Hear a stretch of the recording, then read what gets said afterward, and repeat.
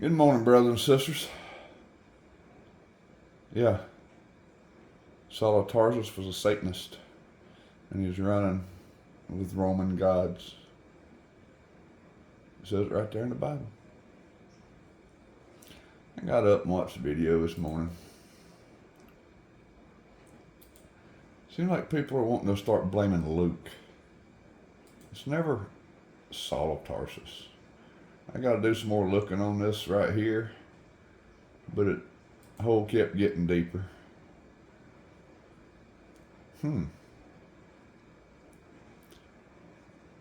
Euripides in the New Testament.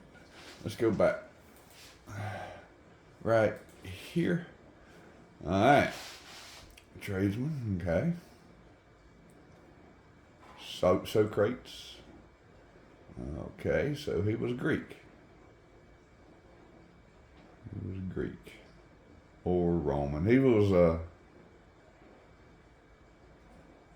pagan. He was a pagan.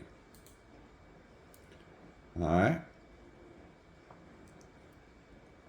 Got me on up into here and started seeing that. Saw that.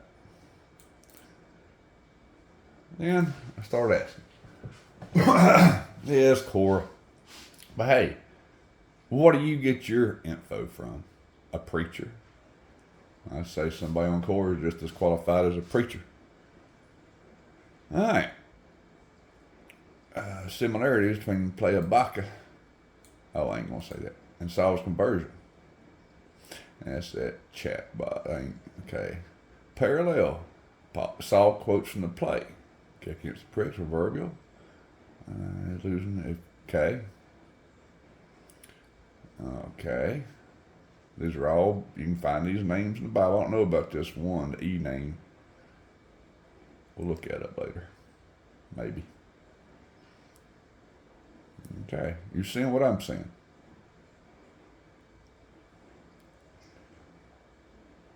Okay. He spins a great yarn, and Herod Agrippa, another Greco-Roman citizen of the world, would have got the reference and enjoyed the story. So,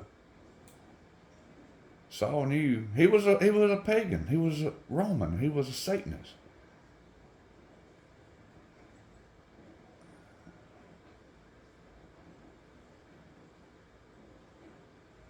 Yep, lover of language. He knows he's a wordulator. He's an orator. He knows how to get your attention and keep you hooked.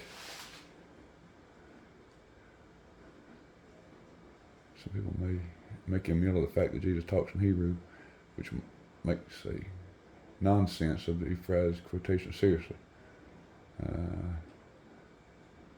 Work the bits working to take Christos Python and the story.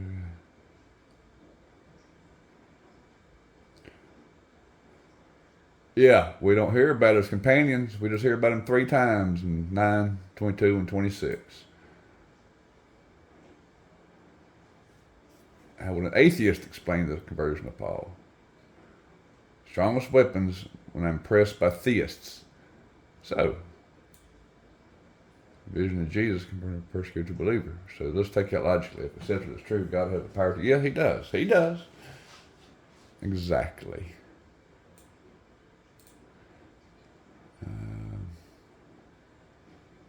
Is he that sick?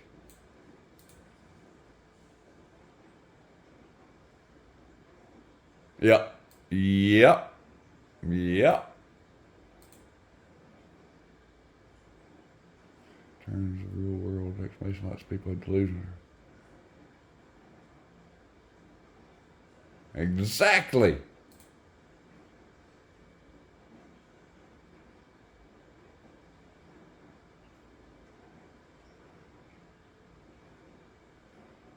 Yes, they do. See what I'm saying?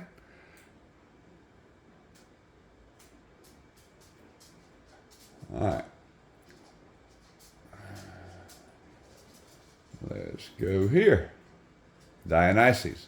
the god of wine, prophecy, religious ecstasy, and fertility, returns to his birthplace in Thebes in order to clear his mother's name and to punish the insolent city-state for refusing to allow people to worship him.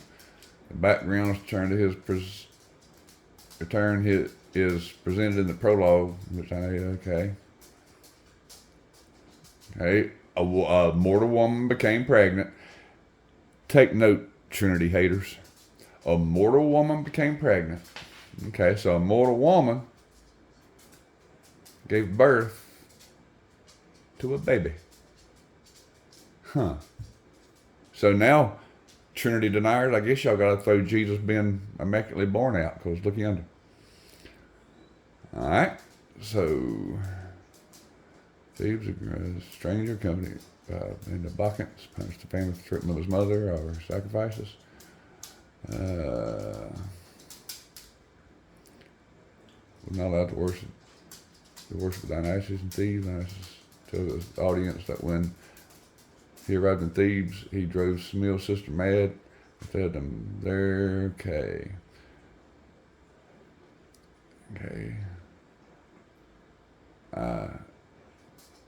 Threatened by the Dionysius rites, bring the women from the city into the forest, unconvinced of their divinely caused insanity. He sees their drunken cavorting as an illicit attempt to escape the morals and legal codes of regulating Theban society. He orders his soldiers to arrest the Lydian stranger and his whatever. Which is the root of all troubles. Deviously, Dionysus allows himself to be easily arrested and taken to the Pentus with others. In the first of 3 encounters, Dionysus begins the long process of trapping Pentheus, leading him to his death. The encounter begins with the powerful Pentheus thinking he has caught the delicate stranger. He orders us to be bound and tortured. Seems to find it as possible to do until he tries. He ties only a bull. When Pentheus tries to tie Dionysus, he ties only a bull. Pentheus plunges a knife in the ice. The blade passes through the shadows. Suddenly a quake shakens as fire starts. Pentheus is left weak and puzzled. Okay.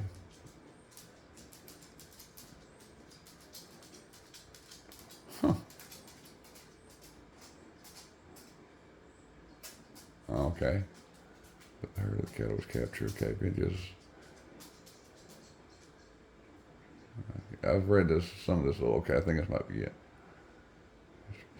Authority and revealed vain boasters. Once the woods Pentheus cannot see the bookends for the ground. Okay.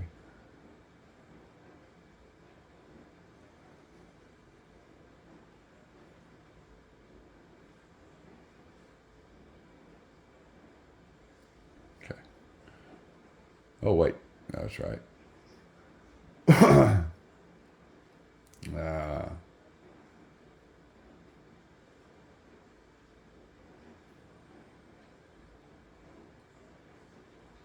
Let's go up and hit this one.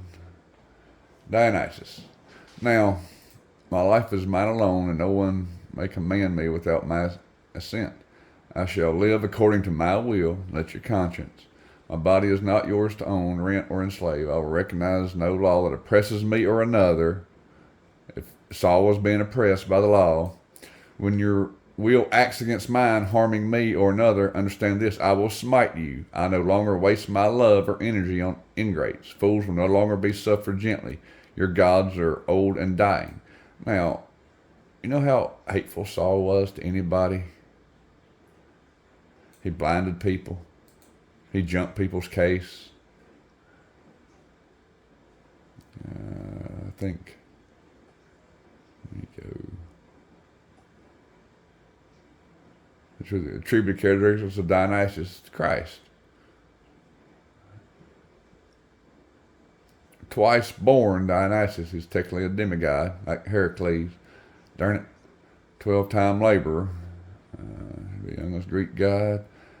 He teaches or compels us to become more than what we ordinarily are. He is important as both a god and a philosophical archetype.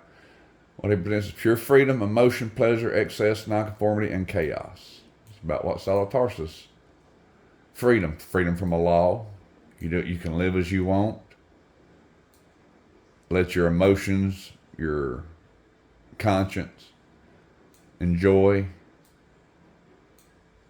Don't conform to nobody, no laws. Order out of chaos. Standing opposite of him is the God of him, who represents pure reason, modesty, restraint, order, harmony, logical thing. As you can see, there's a huge contrast between the two, but we can take away vital ideas from them both.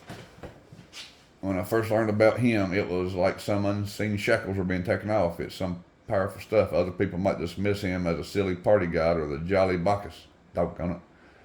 But those individuals were severely underestimating his message. He is supremely complex. He is perceived as both man and animal, male and effeminate, young and old. He is the most versatile and elusive of all Greek gods. Along with wine, intoxication, and ritual madness, Dionysus was also the god of theater, comedy, and tragedy, reflecting perfectly the dichotomy within his soul, as well as mask and impersonation. There you go. What's this word mean?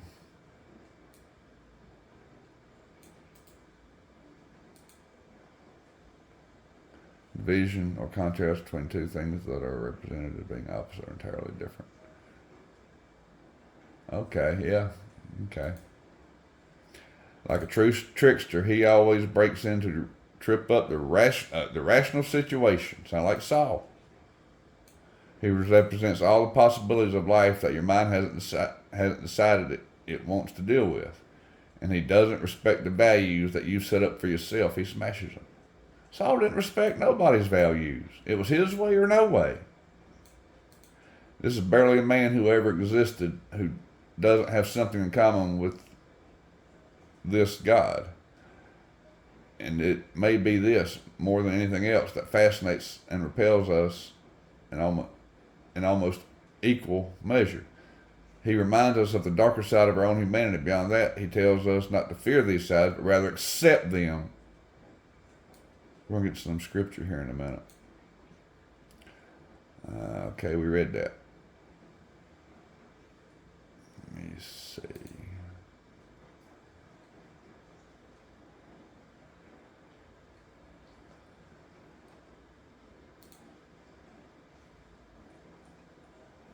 Okay. We're going to get back to this page in a minute. Why is Dionysus so important? Ask Chatbot.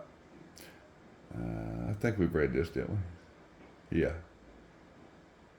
Yeah.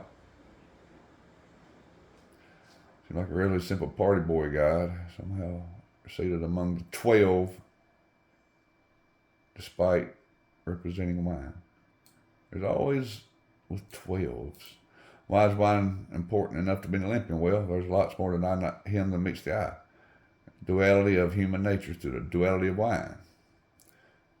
The god of wine could be kind and beneficent. He could also be cruel and drive men on to frightful deeds. Often made them mad. Friends with wine, the rest okay.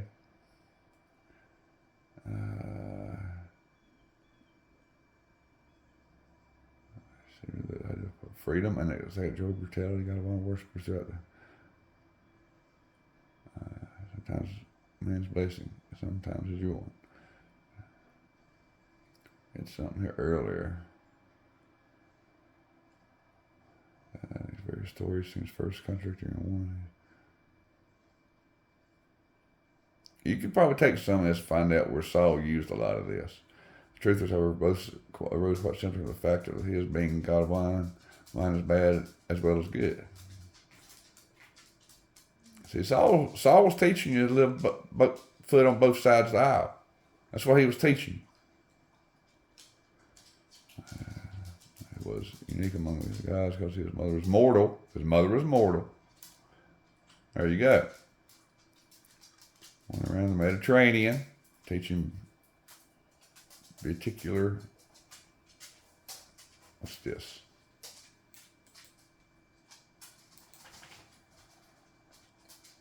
Okay. Therefore, he was both human and divine. He was beautiful yet savage. He was male yet effeminate. He shattered societal norms to pieces. This is the Christian Christ. Because they have Jesus drawn as a woman. Looks fruity as a cake, you know. He shattered societal norms into pieces and welcomed all outcasts into his cult. And yet he eventually became one of the most popular Greek gods and was significant through the Olympics. You wonder why Saul of Tarsus was preaching him. One of the reasons I love it because it represents the shadow aspect of society. Savagery, madness, wild beauty, ecstasy, freedom, pleasure, all the scary stuff on surface when you're drunk. However, it goes further than that. It's important to recognize one's own madness and the capacity for savagery that lurks within all human beings. There's an aspect of wine that there stands both animalistic violence and ecstatic joy. Divine inspiration. Dionysus' worshippers therefore became temporarily divine. And Saul was teaching people, you're sons of God. You're heirs. You're just like Jesus. It's not only outside of them, that was within them too. They could be transformed by him into being like him. The momentary sense of exultant power wine drinking can give. Signs show me that they had within more than they knew. Yep, you can become gods. Wow. Wow. Liberator. Yeah, liberator. Death, yeah. And even took the fear of death from us. You're worshiping Satan, folks. That's why they have Jesus looking all effeminate, looking like a fruitcake, lighting the loafers. He ain't got no pennies in them loafers. The vine grows every year. Dionysus came back to life after brutal dismemberment. See, resurrection. Resurrection. He was brutally killed, and he comes back to life. And he could restore mortals back to life. Yeah, it sounds real familiar. Sounds real familiar. Do you people not see that?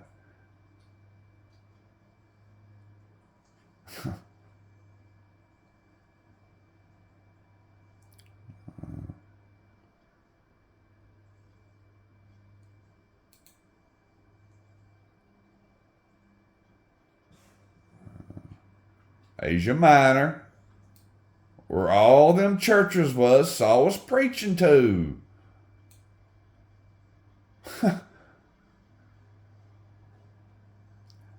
Zeus.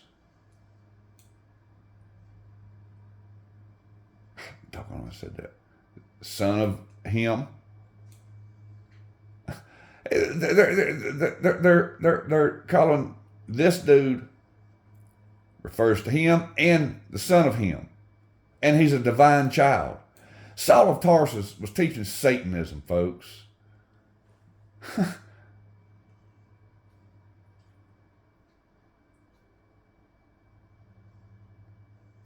Yeah. Born, and now the Lord has a name coming. Name wrote on his thigh that no one knows. Do you see where Saul of Tarsus was doing this? Y'all don't. Y'all don't.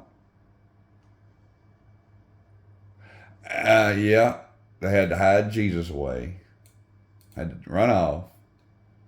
They disguised this dude as a girl. There was something, all this wine.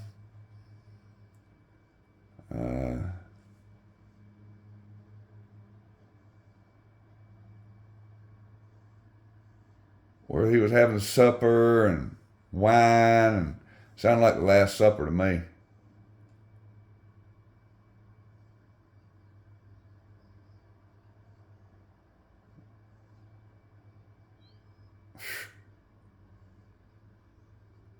And see, a church was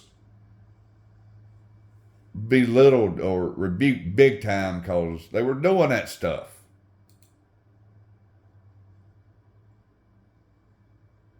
Had an affair with Aphrodite, and guess who we got over here?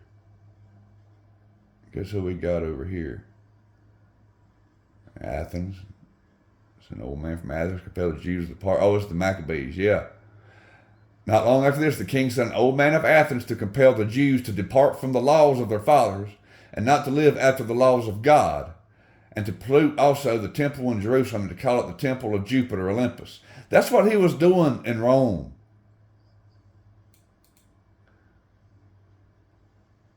For the temple was filled with right and revelry by the Gentiles, who dallied with harlots and had to do with women within the circuit of the holy place. Besides that, brought in things that were not lawful.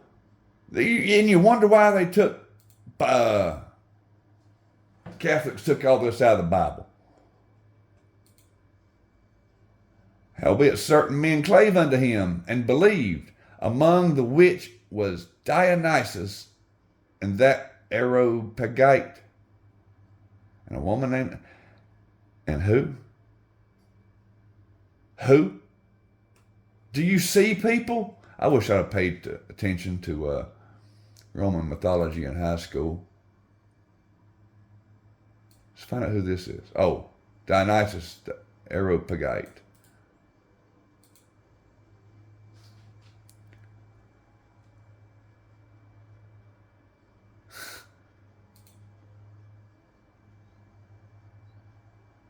Wow.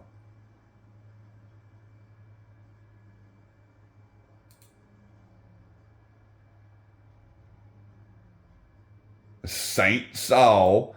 Yeah. I said, come on, people.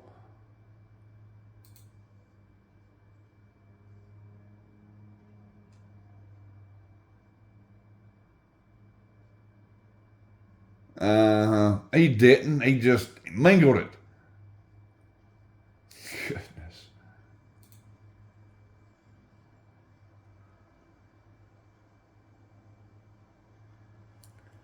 Okay.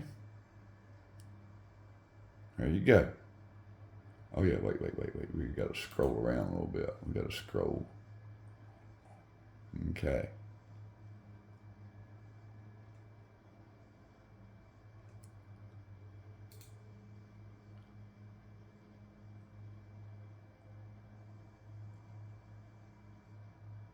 Yeah, and that's who Saul worshiped, unknown God. Really? Y'all go read on that. Read it with eyes to see. Where Elizabeth would spend their time nothing except telling how Paul had hit the jackpot of apologetics opportunities. Yes, he wanted that money.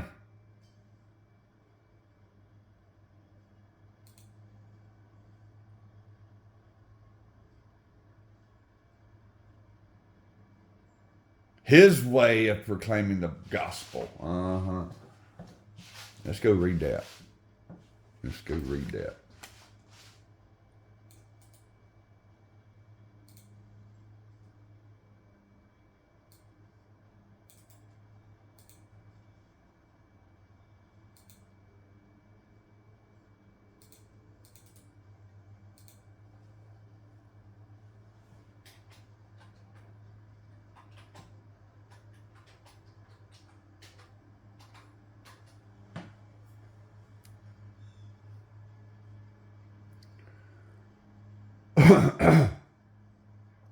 Okay, 17. Mars Hill, North Carolina. He was in this state. He was in this state when he said this. Then Saul stood in the midst of Mars Hill and said, Men of Athens, I perceive that in all things ye are too superstitious. That's 22.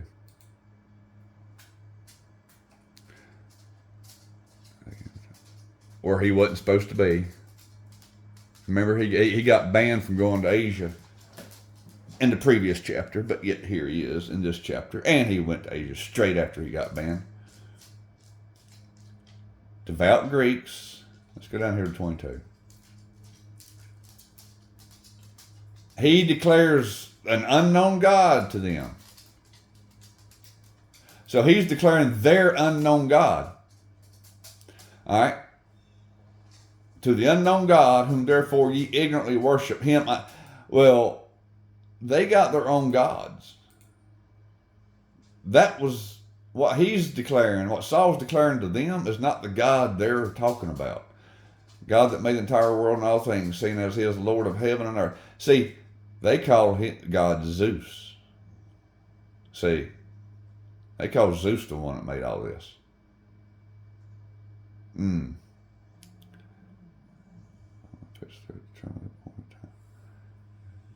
They should seek the Lord and have lived. Poets, for we are also his offspring.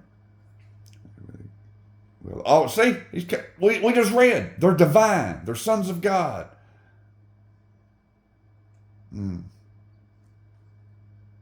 Wait. Yeah. God was plotting evil. That's what that means. God winked at. Winked at means you're plotting evil.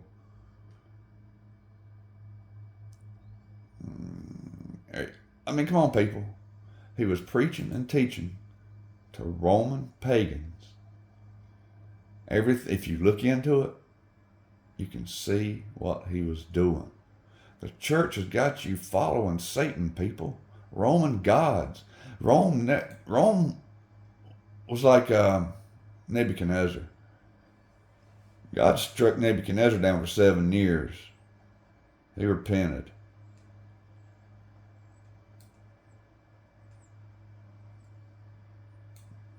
I'm just praying you people will wake up.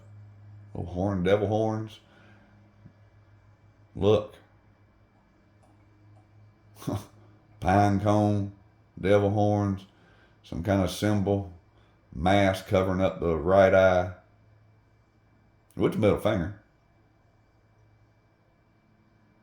Grapes in the hair, no fig or leaves. Purple. A spotted leopard. Leopard can't change its spots. Now this, it was written in the law. So they could read what was supposed to happen. You people was going to try to debunk it. Y'all were ignorant to the way it happens. That's why pagans have a trinity. That's why pagans have an immaculate birth, a half mortal God, born of a mortal woman, got pregnant by a God. It was in the law. So yes, Satan could read it just like you and I. And see, the difference between Satan and us, Satan understands it. Satan knows it. God will explain it to you if you ask him. Satan is using God's word and destroying your future with it.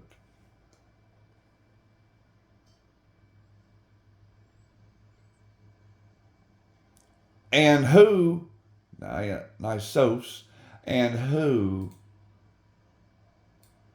was following Saul of Tarsus. Come on, brothers and sisters. Wait, where's the Maccabees? No, you can't read that. It's satanic. Is it? Is it satanic? That's why it's not in there.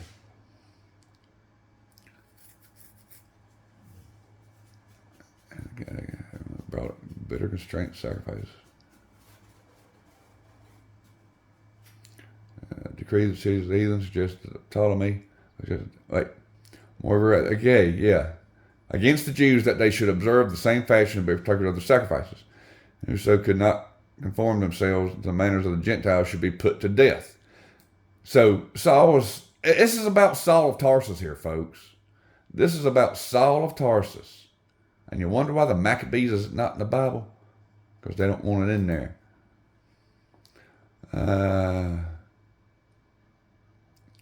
Okay, he was to keep the Sabbath secretly. Being discovered by Philip, were all burnt. All burnt because they had made a conscience to help themselves for the honor of the most sacred day. Now I beseech those that read this book that they be not discouraged for these calamities, but they that judge those punishments not to be for destruction, but for the chastening of our religion, our nation. For it is a token of his great goodness, when wicked doers are not suffered any long time, but forthwith punished. For not as with other nations, And the Lord patiently forbeareth to punish till they be come to fullness of their sins. So dealeth he with us, lest that being come to the height of sin, afterwards he should take vengeance of us. And therefore he never withdraweth his mercy from us. And though he punish us with adversity, yet doth he never forsake his people. But let this that we had spoken be for a warning unto us. And now we will come unto the declaring of the matter of few words.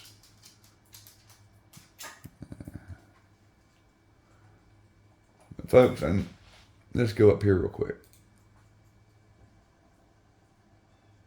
Is that Mars Hill? Wait. Here we go.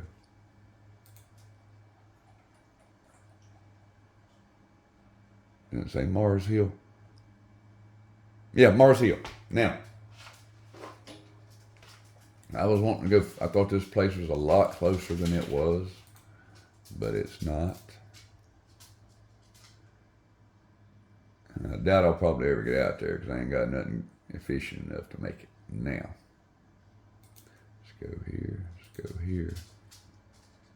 Let's go here. Let's go here. I'm trying to get that to stop.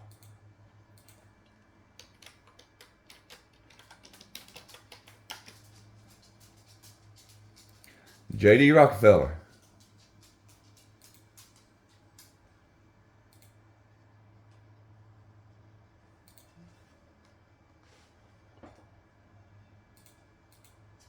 My nail.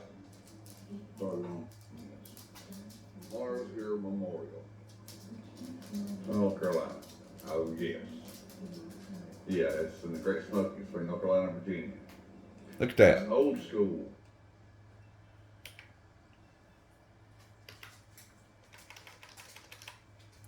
Oh, you're gonna be a butt now. Okay, now let's see if we can get you from blurred. But that's an old monument. Oh, wait, I'm going the wrong way. Look at that. Mars Hill, North Carolina. That's out there in Asheboro. J.D. Rockefeller. Now, who are these families that made a deal with Satan? Soros, Rockefellers, Rothschilds, Chase, Chase Manhattan, all them people. All them Wentworths. Now, yeah, here's a better shot of it, I think. Look at there.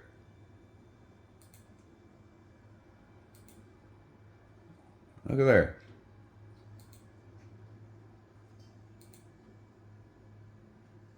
They're probably uncovering it is what they're doing. They ain't building it, they're uncovering it.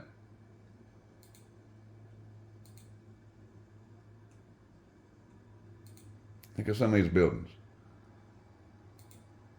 Asheville is about 3 hours away, so 188 miles. Goodness, in the morning. Mars Hill, North Carolina, J.D. Rockefeller Memorial. And we got Saul of Tarsus standing in the midst of Mars Hill.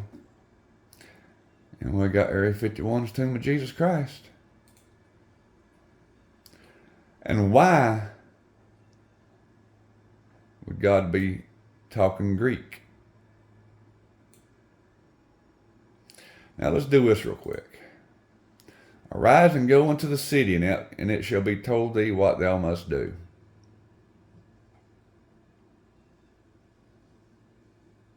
And when his eyes were opened, he saw no man. So he had his eyes closed.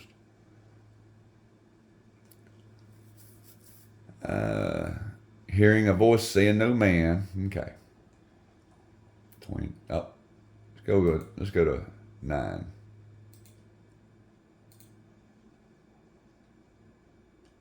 Go into the city, hearing a voice, but seeing no man. When his eyes were open, because that's twice, he was blind. Okay. Hearing voice, seeing no man. Hearing voice, seeing no man. Hearing voice, seeing no man. Hearing voice. Okay. There we go. Hey, you got it. So far, you got me. You got me. Just don't get too happy right yet.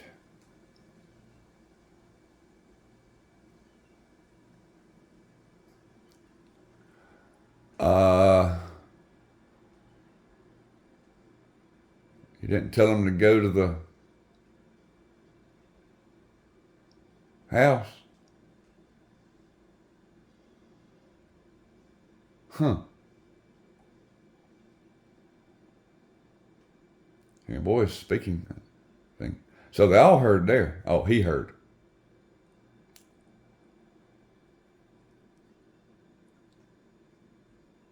So we got a big problem here. He wasn't told. And there's another one. Oh, we were all fallen to the earth.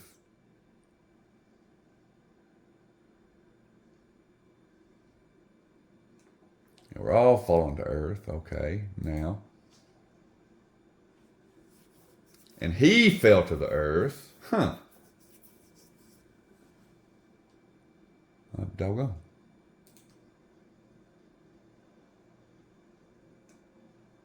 And let's go to 22. Where was 22? Well, let's go to 22 this way.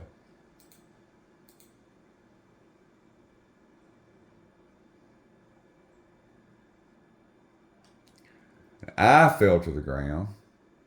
See, we didn't get that in 26. Brothers and sisters, your doctrine maker is a Satanist. And the Bible tells us all you got to do is look up. Study Scripture. Study Scripture. He had a Roman god. Satan. Satan was clinging to him. That's who was leading him around. That's who he saw in the desert. A Greek god. Wake up, brothers and sisters. I'm praying. God bless.